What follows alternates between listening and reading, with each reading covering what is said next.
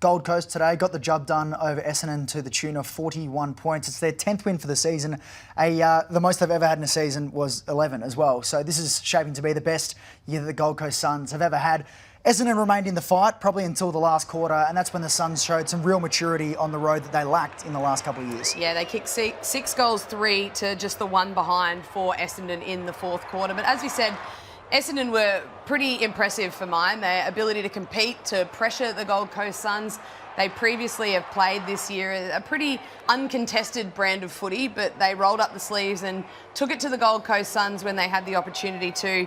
Joel Jeffrey was really impressive for mine. He had the 32 disposals, 10 marks, 740 metres gained, and then that man on screen, Noah Anderson, just keeps getting better and better. I think Jeffrey, we've spoken about a lot probably on this show and all across football media, the inclusions of Rowell and Noble. Yep. I think Joel Jeffrey showed this evening that he is up to that role and he's someone that can impact off the halfback just as well as Rowell and Noble can. 41 points is tough, but as an Essendon fan, you're probably looking at that. Nate Caddy was great, Isaac Kako was great, Archer May was great, but there's also the experienced guys that were back in the role that they should be, which brings us to your launch zone for this week. Yes, this is my launch zone and something that I feel quite strongly about. Zach Merrett is a midfielder. Stay in the midfield, Zach Merrett, because the first 4 weeks of the season this year, he was arguably the best mid, the most impactful mid in the competition. Then for some reason, he's floated back to play mid-defence. Started in the defensive line for a number of those games in between, but this afternoon I am happy to say he was back in the midfield. He had 40 disposals, he had 12 clearances, 9 score involvements, 6 marks and a tackle. I don't know what more you need to put on your resume to say that you are the prime midfielder at that club, and he needs to stay in the midfield, Xander. To a bit more of a controversial moment from the game this afternoon, the AFL put umpire contact back on the agenda at the start of the week, reminding clubs that if players make significant contact with an umpire, they can be rubbed out. And if you're a repeat offender, then watch out. You could be on your way to a trip to the tribunal. Nate Caddy made accidental contact with an umpire, and Brad Scott was pretty scathing on a potential ban or sort of fine, any sort of sanction for him, and just in general the way that umpires are positioning themselves on the ground. I've lost count the number of times I've approached the AFL about moving the umpires out of the corridor. They sprint into the corridor and they stay there, and that's clearly where we want to get the ball. And even when I was at the AFL, I tried to move them out of the corridor and they still wouldn't move out of the corridor. So, you know, it took the wind out of Nate Caddy. It took 15 minutes to get him going again. So, you know, whose fault is it? Certainly not Nate Caddy's. And particularly given that we've put this on the agenda.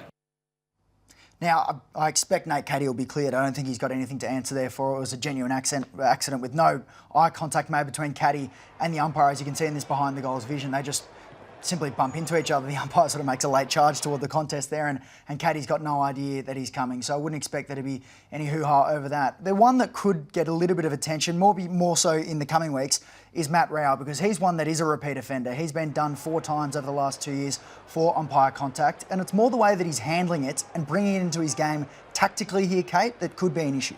Yeah, for me, I don't have a problem with it. I know that he's probably flirting with the line here only because of his previous fines and the threat of a suspension being floated from the AFL during the week. And I don't think it's really any necessity for Matt Rowell to change the way that he plays, because that is the space behind the stoppage, is where the umpire is. I understand the need to protect the umpires. I think there is times, though, where he identifies that as a space. He wants to work off potential taggers or opponents. The problem for me is there's a couple of those clips where he does get pretty close to the line. Yep. And I think he's going to have to wear, I know Damien Hardwick was pretty up in arms during the week around if he does get suspended and what that could mean.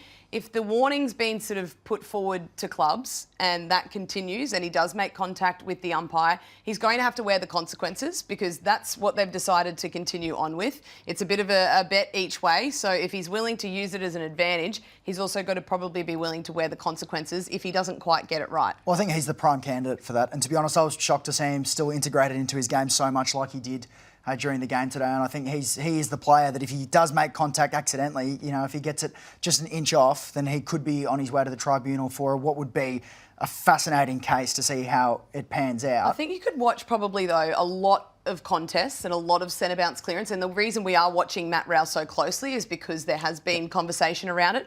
I would argue you could probably watch a whole lot of teams though, and there would be players that sit behind the umpire and use it like that. Bailey Smith does it a little bit. We've seen some contact with the umpire from him. There's other players. Jack McRae's had 3 incidents as well. So I wouldn't argue he's the only player, but we are focusing on him because of the noise that's been made.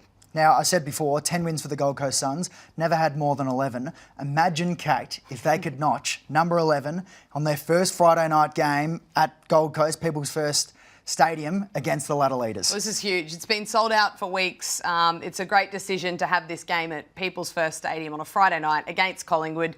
Damien Hardwick years ago referred to this month as Big Boy Month. Well, Friday night is Big Boy Night because they need to get this win. They need to show at least they are very competitive against the Collingwood Football Club, and it's a huge stage for them, and they've earned the right to play in primetime fixtures. So let's see how the game pans out. I couldn't be more excited for it, Xander.